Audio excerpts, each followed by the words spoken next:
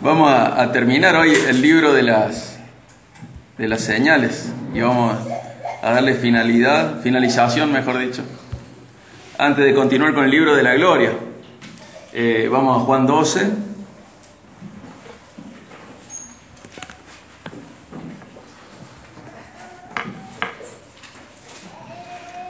Después de esto no hay más ministerio público de Jesús. En el 36 dice: estas cosas habló Jesús y se fue y se ocultó o fue ocultado de ellos. Y el fin del ministerio público de Jesús. Después de esto no hay más ministerio público, sino que lo que queda son 6 días antes de la crucifixión y son 6 días de ministerio privado con sus discípulos, él orando. Cambia totalmente el libro a partir de ahora. Y Juan va a concluir esta parte que se le dice el libro de las señales. Y vamos a leer del 37 al 50 primero y luego lo vamos a ir dividiendo. Dice el 37: pero aunque había hecho tantas señales delante de ellos, no creían en él, para que se cumpliera la palabra del profeta Isaías, que dijo: Señor, ¿quién ha creído en nuestro anuncio? ¿Y a quién se ha revelado el brazo del Señor? Por eso no podían creer, porque Isaías dijo también: Él ha cegado sus ojos y endurecido su corazón, para que no vean con los ojos y entiendan con el corazón, y se conviertan y yo los sane. Esto dijo Isaías porque vio su gloria y habló de él. Sin embargo, muchos aún de los gobernantes creyeron en él, pero por causa de los fariseos no lo confesaban para no ser expulsados de la sinagoga, porque amaban más el reconocimiento de los hombres que el reconocimiento de Dios. Entonces Jesús exclamó: el que cree en mí, no cree en mí, podríamos agregar ahí entre paréntesis solamente, sino en aquel que me ha enviado. Y el que me ve, ve a aquel que me ha enviado. Yo, la luz, he venido al mundo para que todo el que cree en mí no permanezca en tinieblas. Si alguno oye mis palabras y no las guarda, yo no lo juzgo, porque no vine a juzgar al mundo, sino a salvar el mundo. El que me rechaza y no recibe mis palabras, tiene quien lo juzgue. La palabra que he hablado, esa lo juzgará en el día final. Porque yo no he hablado por mi propia cuenta, sino que el Padre mismo que me ha enviado me ha dado mandamientos sobre lo que he de decir y lo que he de hablar. Y sé que su mandamiento es vida eterna. Por eso, lo que yo hablo, lo hablo tal como el Padre me lo ha dicho. Y ahora lo vamos a dividir, ¿no? Esta es la conclusión de Juan. Estas son las últimas palabras que Juan adjudica al ministerio terrenal de Jesús, al ministerio público, mejor dicho, de Jesús. Y lo vamos a dividir. Vamos a leer del 37 al 41. Dice: pero aunque había hecho tantas señales delante de ellos, no creían en él, para que se cumpliera la palabra del profeta Isaías, que dijo: Señor, ¿quién ha creído nuestro anuncio? ¿Y a quién se ha revelado el brazo del Señor? Por eso no podían creer, porque Isaías dijo también: Él ha cegado sus ojos y endurecido su corazón, para que no vean con los ojos y entiendan con el corazón, y se conviertan y yo los sane. Esto dijo Isaías porque vio su gloria y habló de él. Hasta acá se han registrado 7 señales. Tuvimos la transformación del agua en vino en las bodas de Caná de Galilea, ¿se acuerdan? En Juan 2.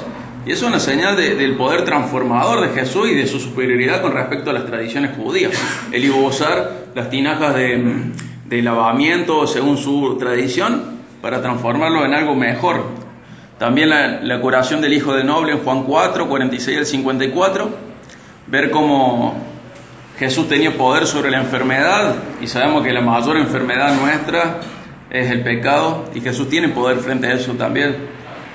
Vimos en Juan 5 la curación del paralítico en el estanque de Betesda, y vemos cómo Jesús hace lo que le hace falta a la persona para ser sanada. Esa persona era incapaz de ir por sus propios medios y Jesús va y lo sana. Jesús hace lo mismo con la salvación. Es Él el que aparece en nuestras vidas cuando nosotros somos incapaces de salvarnos. Vimos en Juan 6 también la alimentación de los 5.000, y hay una señal ahí también de que el Señor provee alimento, pero un alimento para el alma. Dice: yo soy el pan de vida. Un alimento muy superior al maná. El maná se pudría, el maná dejaba de servir, el maná fue por un tiempo, pero Cristo nos da alimento para la eternidad. Él es el pan de vida. También vimos el apaciguamiento del mar de Galilea en Juan 6, al medio, y ver cómo señala la soberanía de Jesús frente a la tormenta. Él les habla y se callan. Imagínense, los padres no tenemos ese poder con los hijos. y Jesús lo tenía con la naturaleza. Calla. No es que le pegó un grito, lo recontrató, no. Calla. Y el viento se calló, el mar se calmó. Y vemos el poder, está señalando la divinidad de Jesús todo esto, ¿no? Tenemos la curación de un ciego de nacimiento y sabemos que señala de que Jesús es la luz del mundo y cómo el hombre está enceguecido, está ciego, pero Jesús es quien produce la salvación y a través de quien viene la iluminación por el Espíritu Santo. Y vimos en Juan 11 también la resurrección de Lázaro de los muertos y nos recuerda que el pecador está muerto en delitos y pecados y solo a través de la palabra de Cristo puede vivir, a través de la orden de Cristo puede vivir. Y todo esto señalaba algo, que Jesús es Dios. Se le atribuían las mismas cosas que Dios. Jesús es Dios, esa señal queda clara. Juan usa la palabra señal y no milagro justamente porque dice, todo eso está señalando. ¿Qué señala? Que Jesús es Dios, demostrar que Jesús es el Cristo, el Hijo de Dios. Y ser hijo no es solo algo de vinculación, ser hijo tiene que ver con naturaleza y con esencia. Es Dios mismo, es su representante en la tierra, es digno como Dios, de todo lo digno de lo cual es Dios. Y a pesar de todas esas señales, muchos no creían. Tenemos señales en nuestras vidas de la bondad de Dios, de la maravillosa misericordia de Dios. Eso tiene que traducirse en creer, en confianza en Él. El creer no es un asentimiento intelectual, es confianza en Dios. Verlo como creíble, verlo como alguien digno de confianza. La fidelidad tiene que ver con eso. Conocer a Dios fiel tiene que ver con reconocer lo que Él nos ha mostrado, decir, es fiel, es creíble, podemos creer en Él. Él nos ha dado un montón de señales. Pero bueno, estos judíos de hace 2000 años, a pesar de todas las señales, no creían. Y Juan relaciona lo que estaba viendo con Isaías 6, 8 al 12, con Isaías 53, 1, donde Isaías, luego de tener su visión y viendo a Dios en su trono, dice, anda y háblale al pueblo. Escuchen bien, pero no entiendan. Miren bien, pero no comprendan. Qué triste. Y él, el profeta, le pregunta al Señor, ¿hasta cuándo, Señor, va a pasar esto? Él dice, hasta que las ciudades estén destruidas y sin habitantes. Y ese es lo duro de Isaías. ¿Falló Isaías? No. ¿Falló Dios? No. Falló el corazón humano. Y pasa de nuevo con Jesús. Y pasa de nuevo hoy. Gente que no falla en su proclamación del Evangelio. Dios no falla. El que falla es el corazón humano. En Isaías 53:1, Isaías comienza así: ¿quién ha creído nuestro mensaje? Pero ¿cómo puede ser? Predicamos en nombre de Dios y la gente no pasa nada. El problema no estaba en el profeta cumplió, ni mucho menos en Dios, sino en el corazón de los oyentes. Y sucede lo mismo con Jesús. Ya nos había dicho Juan que esto iba a pasar. Recordemos que Juan lo escribe no mientras lo ve, sino 60 años después. Y en Juan 1:11 dice, a los suyos vino y los suyos no lo recibieron. Los señales y los discursos han sido rechazados. Y todo esto nos parece como una contradicción, porque vemos que ¿quién endureció el corazón? Dios. Y nos queda muy claro en Juan 1, 2 y 13 que dice, a todos los que le recibieron les dio el derecho, el poder de llegar a ser hijos de Dios. Los que lo recibieron, pero dice, es decir, a los que creen en su nombre, que no nacieron de sangre, ni de la voluntad de la carne, ni de la voluntad del hombre, sino de Dios. O sea que nos dice que Dios lo endureció, pero también nos dice que la salvación es solo de Dios. Dice, no es de voluntad de la carne. O sea, uno no puede decir, yo quiero ser salvo, si no es Dios el que te llama a la salvación. Uno no puede decir, yo quiero que mi hijo sea salvo y producir la salvación en su hijo. No es voluntad del hombre, sino de Dios. La salvación no es por voluntad del hombre, sino de Dios. Entonces vemos como una aparente contradicción acá. Decimos, pero ¿cómo puede ser? Juan 1, 12 y 13 dicen que es por voluntad de Dios. Y después dice que Dios les endurece el corazón. Y nos podemos sentir como Pablo en Romanos 9, 14. ¿Qué vamos a decir? ¿Que hay injusticia con Dios? O en Romanos 9, 19 que dice, ¿por qué entonces reprocha a Dios si Él hace lo que quiere? ¿Por qué algunos no le responden? Y estamos en ese borde del abismo en el cual miramos y decimos, no entiendo más qué pasa acá. La Biblia deja bien claro que la salvación depende de Dios y también deja claro que el corazón de los oyentes fue endurecido. Pero en todo esto la Biblia nos deja muy claro esto. La soberanía de Dios jamás niega, quita, elimina o suprime la responsabilidad del hombre. Jamás. Dios es soberano y el hombre es responsable. Su soberanía jamás niega, quita, elimina o suprima la soberanía del hombre. Las dos cosas coexisten, trabajan armoniosamente. Jesús demanda ser creído y obedecido, y la obediencia es responsabilidad humana. ¿Pero cómo? Hasta ahí llegamos. Pero podemos ver un poquito más ahora. En Isaías, Dios le dice que este juicio de endurecimiento iba a ser hasta que las ciudades recibieran su castigo. Y también la Biblia nos dice por qué es el endurecimiento de Israel o para qué. ¿Se acuerdan? En Romanos 9, 30 al 31 dice, ¿qué diremos entonces? Que los gentiles que no iban tras la justicia, alcanzaron la justicia. ¿Hasta cuándo estará endurecido Israel? Hasta que entremos los gentiles. ¿Y más que eso? No sabemos. Forma parte de lo oculto para nosotros. Lo revelado es que Dios es soberano en la salvación. Lo revelado es que el hombre es responsable por su desobediencia. Y lo revelado es que hay tiempos de Dios y que ahora está endurecido Israel todavía mientras entramos al reino de los gentiles. Y más que eso, pertenece a lo oculto. Y en Hechos, al final, en Hechos 28, Pablo predica usando también el pasaje de Isaías y hace lo mismo que está diciendo Juan acá. Está pasando lo mismo y termina diciendo lo mismo, termina diciendo esto. Hechos 28, 28 dice: sepan por tanto que esta salvación que de Dios ha sido enviado a los gentiles, ellos sí oirán. No entendemos cómo trabaja, al 100% no entendemos cómo trabaja la salvación usando la soberanía de Dios y la responsabilidad del hombre. La Biblia nos deja muy claro que la salvación es de Dios y Dios salva a quien quiere. A lo largo de Juan eso quedó clarísimo. Desde el 1 hasta el final queda clarísimo. Pero también queda claro que el hombre es responsable y queda claro que Israel está endurecido. Y nosotros viendo un poquito más de lejos sabemos que este endurecimiento es para que entremos los gentiles. Y entre todo esto nos resta mirar a Cristo y ver la salvación que nos brindó. Y alabar a Dios por su providencia. Él aprovecha el endurecimiento de Israel para que nosotros entremos en el reino. Tenemos muchas incógnitas, pero de nuestra parte, los que somos salvos, tenemos esta gran certeza. Dios nos salvó. Y eso debería ser suficiente para alabarle como Dios. ¿Y cómo? ¿Y la soberanía? ¿Y la responsabilidad del hombre? Dios nos salvó. Y cada persona salva tiene que alabarlo por la salvación. No meterse en donde Dios nos reveló. No sabemos más de esto. Dios no nos reveló más de esto. Hizo responsable el hombre, pero Él se muestra soberano. Y ya está. Y ya está. A nosotros nos toca alabar a Dios, obedecerle, que Él sea nuestra máxima devoción y lealtad. Y Pablo trata este endurecimiento en Romanos 1, 24, 26, 28. Y habla que es una consecuencia más de estar perdido, de amar a las tinieblas y aborrecer a la luz. Dios no fuerza la incredulidad, sino que Dios deja en algún momento que el incrédulo siga en el camino en el que va. Lo deja, lo abandona a sus propios deseos. Y tenemos que entender esto, que lo hemos hablado otras veces. La eternidad no es mucho tiempo, es sin tiempo. Y en ese plano eterno,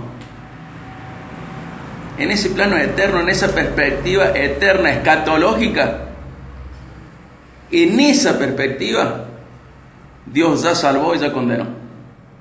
Entonces vemos el endurecimiento, ¿por qué? Porque ya están condenados. Y vemos el que va respondiendo, ¿por qué? Porque ya está salvo. Nosotros no nos podemos despegar de la idea del tiempo. No lo podemos despegar. Pero en la perspectiva de Dios, eterna, escatológica, Él ya salvó y también condenó. Y lo que nosotros estamos viendo en la vida es el producto de la salvación y de la condenación. Él ya lo hizo. ¿Se acuerdan en Juan 3, 18? El que no cree, ¿qué dice? Ya fue condenado. Él está fuera del tiempo. A nosotros nos cuesta entender esto, porque nosotros no pudimos todavía despegarnos del tiempo. Pero Esto muestra que Dios está activo tanto en la salvación como en el juicio. Ya fue condenado. El mundo no está a prueba. El mundo ya fue salvado y ya fue condenado. Una parte salvada, una parte condenada, y nosotros estamos viendo las consecuencias, los frutos de esto.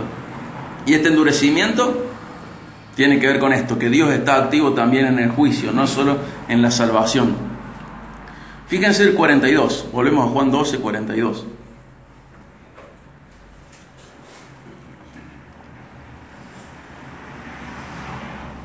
Sin embargo, muchos, aún de los gobernantes, creyeron en él. Pero por causa de los fariseos no lo confesaban, para no ser expulsados de la sinagoga, porque amaban más el reconocimiento de los hombres que el reconocimiento de Dios. Y acá nos metamos en la mente de Juan. Juan escribe, ¿en qué año? Más o menos 90, ¿no? Está escribiendo esto para la iglesia, para que sus lectores leyeran. Y está advirtiendo, guarda con buscar el reconocimiento de la gente.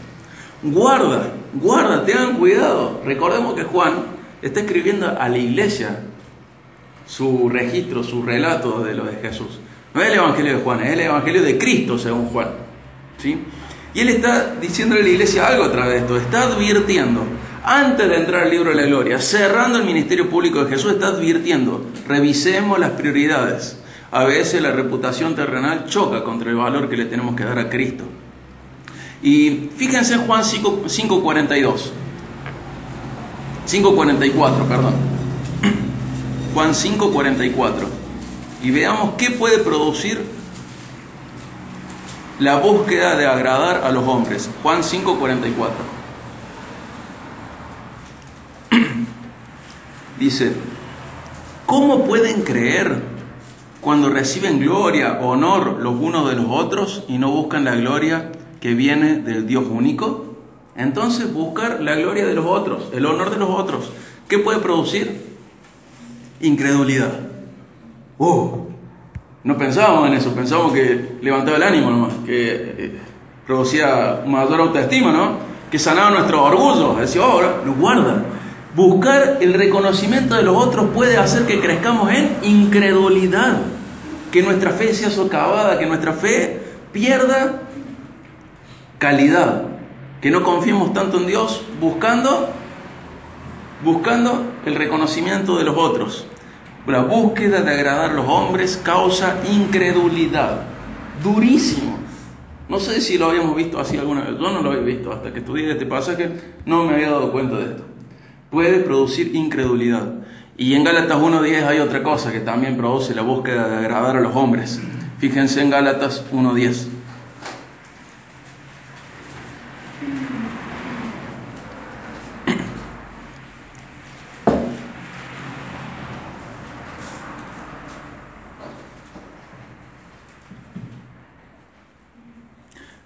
Dice Pablo, porque ¿busco ahora el favor de los hombres o el de Dios? ¿O me esfuerzo por agradar a los hombres? Si yo todavía estuviera tratando de agradar a los hombres, no sería siervo de Cristo. Fíjense, el problema no es agradar a los hombres. ¿Cuál es el problema? Buscar agradar a los hombres, que es parecido pero no es lo mismo. ¿Qué puede producir? No poder ser siervo de Cristo. Dice, si yo buscara agradar a los hombres, no podría ser siervo de Cristo. Entonces vemos, a través de nuestro hermano Juan, a través de nuestro hermano Pablo, que buscar agradar a los hombres puede causar incredulidad y no poder ser siervo de Cristo. ¿Tendremos que estar atentos de esto? No, muy atentos, porque es a todos los hombres, no es a los paganos nomás, a la iglesia también. No hay que agradarle a los hombres, perdón. No hay que buscar agradarle a los hombres. Si les agradás, gloria a Dios. Y si no le agradás, que Dios sea glorificado en eso también. Pero guarda, porque la búsqueda de agradar a los hombres puede producir incredulidad y puede producir no poder ser siervo de Cristo.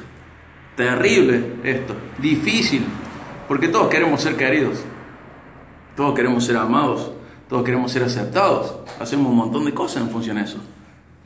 Pero tengamos en cuenta que en este sentido, nuestra incredulidad y nuestra incapacidad de servir a Cristo pueden verse acrecentadas por buscar agradar a los demás. Tengamos esto en mente y aprendamos de las advertencias que Juan nos dejó en la palabra de Dios. Volvemos a Juan 12.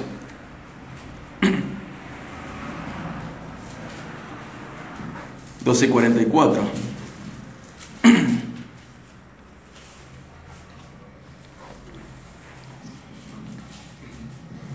Dice: entonces Jesús exclamó: el que cree en mí, no cree en mí, ahí tenemos que agregar solamente, sino en aquel que me ha enviado. Y el que me ve, ve a aquel que me ha enviado. Yo, la luz, he venido al mundo para que todo el que cree en mí no permanezca en tinieblas. Si alguno oye mis palabras y no las guarda, yo no lo juzgo, porque no vine a juzgar al mundo, sino a salvar al mundo. El que me rechace y no recibe mis palabras, tiene quien lo juzgue. La palabra que he hablado, esa lo juzgará en el día final. Porque yo no he hablado por mi propia cuenta, sino que el Padre mismo me ha enviado, me ha dado mandamientos sobre lo que he de decir y lo que he de hablar. Y sé que su mandamiento es vida eterna. Por eso, lo que yo hablo, lo hablo tal como el Padre me lo ha dicho. Este es el resumen que Juan nos da acerca del ministerio público de Jesús. Es enviado del Padre. Creer en Él es creer en el Padre. El Padre es la única autoridad en su ministerio. Sus palabras son las del Padre. Él es la luz que brilla en la oscuridad. Él es capaz de impartir salvación y Él es capaz de impartir vida eterna con sus palabras. Y tomar una decisión respecto a Jesús es tomar una decisión respecto al Padre. No es que tenemos que ver después qué pasa. Cómo tratamos a Jesús revela, manifiesta cómo tratamos al Padre. Y tenemos que estar atentos, ¿no? El juicio comenzó y la salvación también. Ya está todo dicho. Jesús ya dijo todo. Hemos estado 6 meses estudiando Juan. Estos últimos 6 meses hemos visto las palabras de Jesús, hemos oído las palabras de Jesús, hemos visto las acciones de Jesús. Y es un último llamado de Juan antes de terminar esta mitad del libro. Reaccionen. El trato que le dan a Jesús es el trato que le dan al Padre. Tratar a Jesús de una manera es tratar al Padre de la misma manera. El veredicto a nivel escatológico ya se produjo. Ya está. El mundo no está a prueba. Ninguno de nosotros está a prueba frente a Dios, en el sentido de salvación o condenación. Dios en el plano eterno ya vio quiénes están condenados y quiénes están salvados. Y las consecuencias en nuestras vidas pueden verse en el presente. Esto ya está y se está produciendo. Y esto se puede ilustrar de esta manera. Imaginemos una persona con una enfermedad curable, ¿sí? Curable, pero que sin tratamiento lleva a muerte. Tiene una enfermedad que se puede curar, que se puede tratar, pero sin tratamiento lleva a muerte. Hay muchas enfermedades así. Y creer sería el antibiótico, el remedio. La persona está mal, está convaleciente, está postrada, agonizando y empieza a tomar el antibiótico. Entonces su vida empieza a caminar en función a la salud, a cambiar, a mejorar. Pero aquel que estaba mal, al no querer, ¿cómo sigue? Empeorando, hasta que finalmente sucumbe a la muerte, sucumbe a la oscuridad. Uno va camino hacia la luz y otro va camino a la oscuridad. Y nosotros podemos ser sinceros con nuestra vida y preguntarnos: ¿me estoy acercando a la luz o me estoy hundiendo en la oscuridad? ¿Los efectos de la enfermedad, del pecado, van disminuyendo o van aumentando y me va arrastrando hasta la muerte? ¿Van disminuyendo y cada vez estoy más sano, cada vez soy más santificado, cada vez me parezco más a Jesús? ¿O todo lo contrario? Voy sucumbiendo, voy hundiéndome en la oscuridad, amando más las tinieblas que la luz. Ya está. O nos estamos acercando a la luz o nos estamos hundiendo en la oscuridad. ¿Estamos creciendo en santificación o estamos creciendo en corrupción? Y como decíamos esta mañana, no importa si nacimos en un hogar creyente, podemos crecer en santificación también y podemos crecer en corrupción también. No importa en qué estado estamos ahora, importa más contrastar en qué estado estábamos hace un tiempo y en qué estado estamos ahora. ¿Estamos creciendo en santificación o estamos creciendo en corrupción? ¿Qué somos? ¿Quiénes somos? ¿Frente a quién estamos? ¿A quién creemos? ¿A quién buscamos agradar? ¿Quién nos importa? ¿Cuáles son nuestras pasiones? ¿Cuáles son nuestras máximas lealtades? ¿Quién es nuestra devoción? ¿A quién nos debemos? ¿De quién somos? ¿Pueblo de quién? ¿Hermano de quién? ¿Hijo de quién? ¿Quiénes somos? ¿En dónde estamos frente a Él? A Él no lo podemos engañar. Entre nosotros nos podemos engañar. Pero Dios, a través de Juan, nos muestra que Él no quiere esto, que nos engañemos, sino que reaccionemos, que seamos honestos. ¿Estamos creciendo en santificación o en corrupción? Porque no estamos a pruebas. O estamos siendo condenados o estamos en salvación. Y el propósito de la primera misión de Jesús sobre la tierra, así encarnado, de esta manera, no fue juzgar a las personas, sino mostrarles cómo encontrar la salvación y la vida eterna. Pero cuando vuelva de nuevo, uno de sus propósitos principales va a ser juzgar a las personas según la respuesta que tuvo a sus palabras. ¿Vieron que dice? Yo no lo voy a condenar, pero mis palabras lo condenan. Él sí nos condena. Él nos salva y Él sí nos condena. Es un juego de palabras. Pero Él es el juez absoluto de todo. El creador y el juez. El creador que va a exigir de su creación lealtad, obediencia. El creador que se dio y se reveló. Y el juez que tiene todo el derecho y toda la autoridad para juzgar y condenar. Y en esa venida de Jesús vino solo para salvación. En esa venida entre Belén y Jerusalén. Pero dejó sus palabras y esas palabras producen condenación. ¿Estamos respondiendo a las palabras de Jesús? ¿Seguimos respondiendo? ¿Seguimos creciendo en la luz? ¿Nos hemos estancado y pensamos que ya hemos respondido bastante? Que ya Jesús está mirando y dice, todos lo hemos respondido, pero ¿cómo respondió? Guarda, sigamos acercándonos a la luz, sigamos caminando hacia Cristo, sigamos creciendo en santificación. Las palabras de Cristo que no quisimos aceptar y obedecer serán los que nos condenarán. Obviamente todas las palabras que hablan del amor son las que estamos listos para aceptar. Pero ¿y las otras palabras donde habla de sus exigencias? Todas sus palabras tienen que ser tenidas en cuenta. ¿Estamos creciendo? ¿Estamos estancados? ¿Nos está llevando la corriente? ¿Estamos amando las tinieblas más que la luz? Y tenemos que saber que en el día del juicio unos van a ser levantados para vivir eternamente y quienes lo rechazaron y vivieron según su antojo van a tener que enfrentarse al castigo eterno. Y hay una doctrina que no nos gusta pensar en esto. No nos gusta pensar, no nos gusta predicar, no nos gusta ni siquiera tenerla en cuenta. Pero hay vida eterna y hay condenación eterna. Y creo que lo dije hace un tiempo, pero hace poco cuando pasó en México,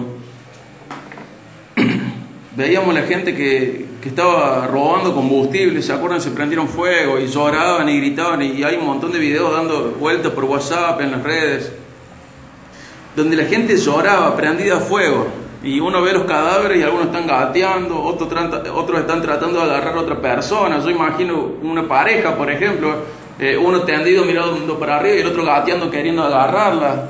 Hay niños, hay adultos, hay de todo, todos calcinados. Y el video que yo vi se ve todo de lejos y se ve la luz, la explosión y se escuchan los gritos, un griterío horrible, agonía, se escucha, horrible, horrible, horrible, horrible. Y en esos pocos minutos uno sufre tanto y aparece la gente corriendo, gateando, ya con sus ropas todas desarmadas, prendida a fuego, su piel ya no es la misma. Y uno, si estuviera en ese lugar, desearía algo sobre todo. ¿Qué desearía? La muerte. El alivio dulce de la muerte. Porque el fuego les está consumiendo la carne. Porque la vida que sigue después de esto no es vida, no es calidad de vida. Entonces uno piensa, ¿cómo no se salva? Pero ya es tarde, ya está quemado, ya está prendiéndose fuego. Y pensar, quiero morir, quiero asfixiarme, quiero dejar de sentir, quiero la muerte. Pero en el plano espiritual la muerte no es posible. En el infierno no está el alivio de la muerte. Y nunca tenemos en cuenta esto a la hora de predicar. Y veíamos a esos mexicanos, a esa gente que estaba robando, y verlos así agonizando y decir, ¿qué sería lo más lindo que le pasara? La muerte. Pero en el infierno eso no termina, sino que esa es su situación por la eternidad. sin tener el dulce alivio de la muerte, sino estar en ese lago de fuego, sin alivio, sin descanso, sin fin, sin Dios. Y tenemos que tenerlo en cuenta a la hora de predicar y también tenerlo en cuenta a la hora de revisar nuestras vidas. ¿Somos hijos de la luz o somos hijos de la oscuridad? ¿Quiénes somos? ¿Estaremos creciendo hacia un lado o hacia el otro? Y acompáñenme a Apocalipsis 20. Vamos a leer Apocalipsis 20 del 11 al 15.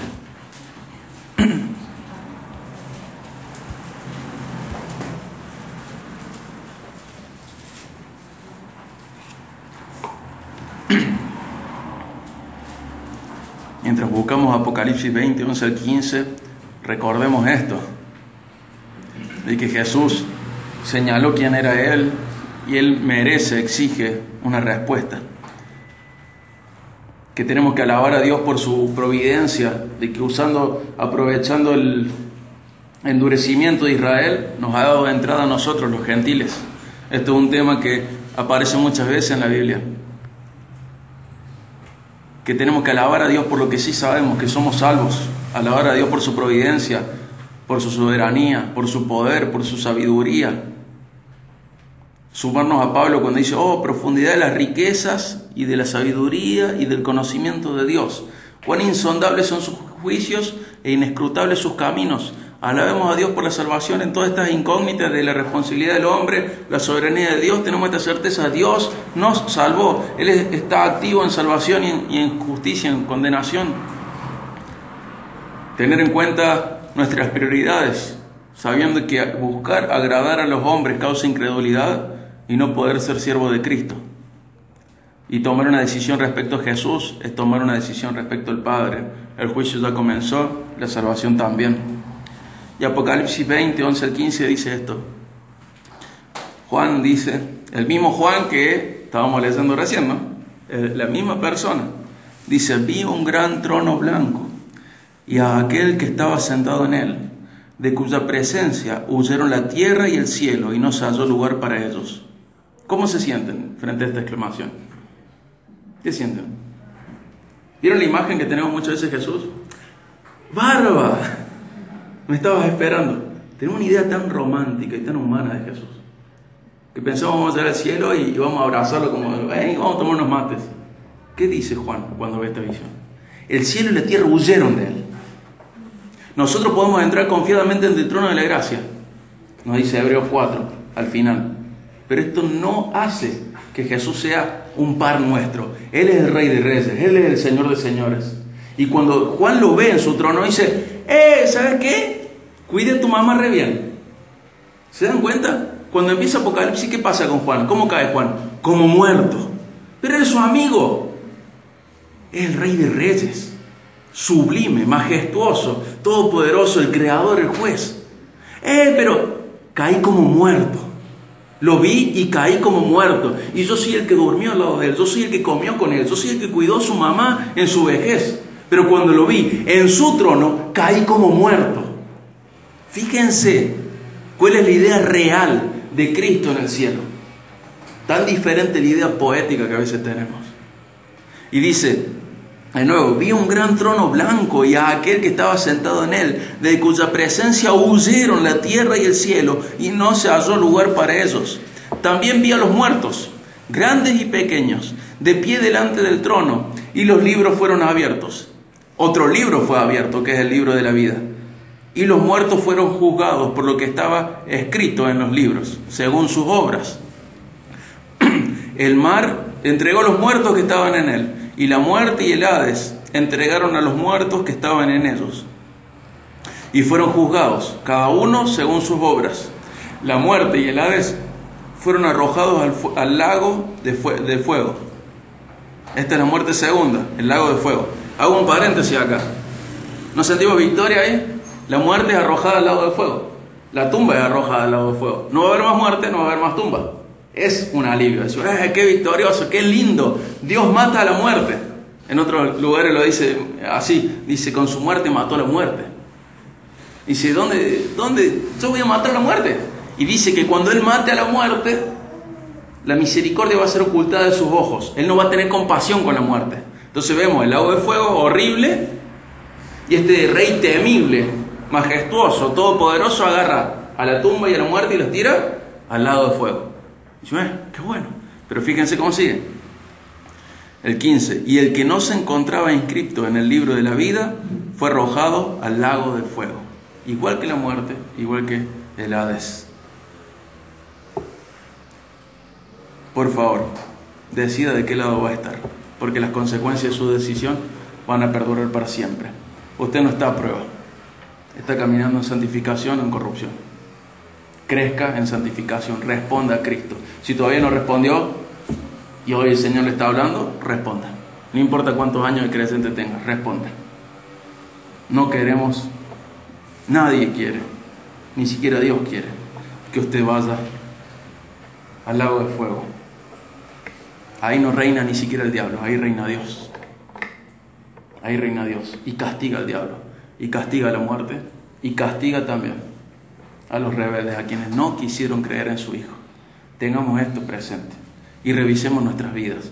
No seamos convencidos intelectuales, seamos hijos de Dios, ¿sí?